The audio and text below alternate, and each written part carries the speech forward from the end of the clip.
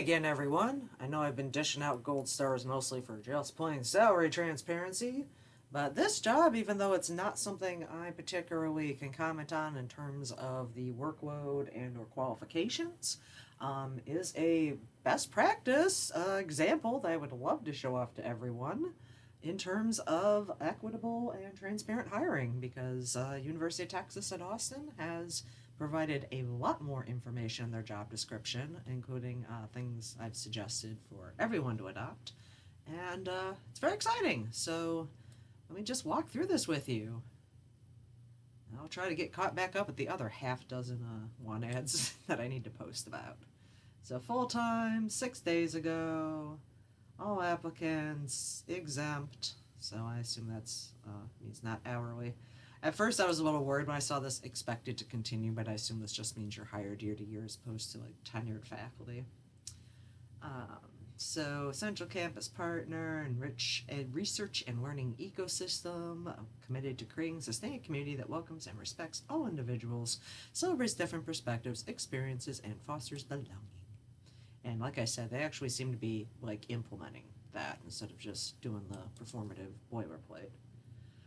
So the head of resource sharing is going to manage the interlibrary services unit. So I guess that's not necessarily interlibrary loan, but could be other exciting stuff. So there's interlibrary loan infrastructure and standards, skilled resource delivery, expertise. We work to obtain access to non-University of Texas resources, and also loan things out. Makes sense. It's pretty much head of ILL. Not necessarily CERC. So lead borrowing, lending, and document delivery, continually improve services and workflows to include development of new users, monitor the budget. This one actually you have to do the budget, but that's because you're the head. Develop and maintain iOS service web pages, plan and implement annual staffing needs, maintain excellent customer service, keeping accessibility of physical and electronic content in mind, yes, and produce and archive iOS data. Now the supervisory duties are to set priorities for direct report, department, and conduct annual evaluation, provide opportunities for professional development, basic managerial stuff you should be doing. You have to participate in the campus communities, participate and contribute to professional library and scholarly, keep current with the usual developments in the world, OER, OA, all that good stuff. And then you have to work with Scholarly Resources Department to plan, manage, and communicate matters relating to strategic provision and centralized collection activities, realign and simplify programs and workflows, and coordinate collection development through the iOS purchasing workflows. Okay, so it's IOL plus some acquisitions, possibly. Like I said, this is not something I'm as familiar with. Communicate and collaborate with liaisons is appropriate for coordination of collection-related activities, and prepare regularly scheduled and on-demand statistical reports for subject liaisons and collections team as required, and the good old other related functions as assigned. So, here's where we get into the things I like. Required qualifications, MLS, 4 years of relevant experience, or a bachelor and 6 years of experience. Yeah, it's a head job, so that makes sense. Some sort of supervisory experience, some sort of experience searching WorldCat, experience training staff, excellent customer service skills, commitment to creating, a welcoming library environment, excellent interpersonal communication skills, both in person and in writing. Figured that would be covered with customer service, but maybe not. Demonstrate ability to independently make decisions, manage workflows, and solve problems, and leadership skills with emphasis on collaboration and relationship building. And they again have highlighted that relevant education experience may be substituted as appropriate. So trying to cast a nice wide net. The preferred here, interlibrary service, experience recruiting staff, using the ILIA customization manager and the ALMA. Any sort of reference experience, work with multiple departments or portfolios to reach a goal, creating and managing digital files, budget management, and any sort of exciting invoicing purchase orders and accounts receivable. But here, again, this is a lovely step towards, leveling the playing field and encouraging people to apply that, see a huge laundry list and go, ah!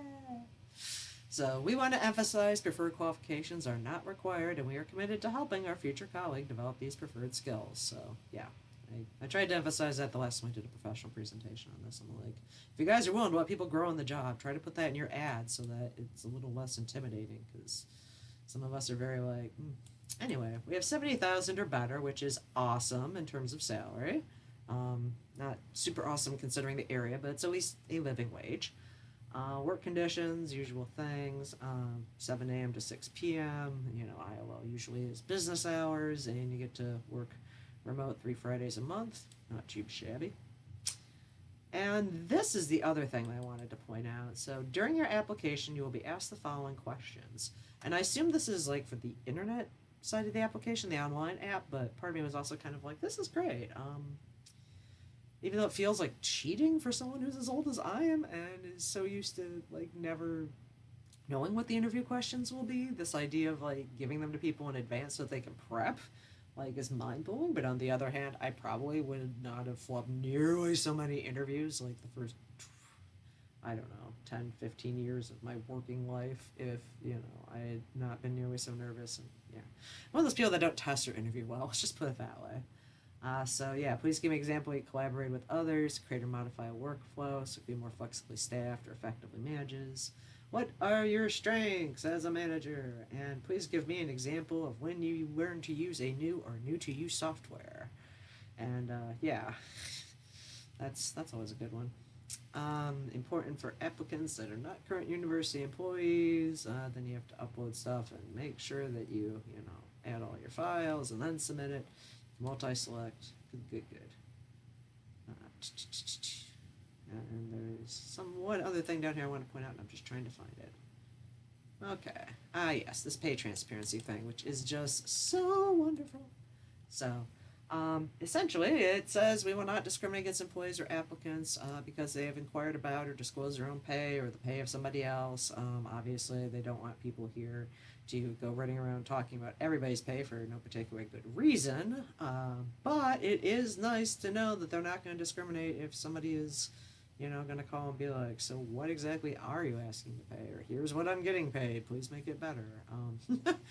There's a lot of other exciting stuff about the University of Texas and E-Verify, but I'm going to post this up as a gold star example, and hopefully somebody will see it and get you ahead of resource sharing, University of Texas at Austin. You're good people.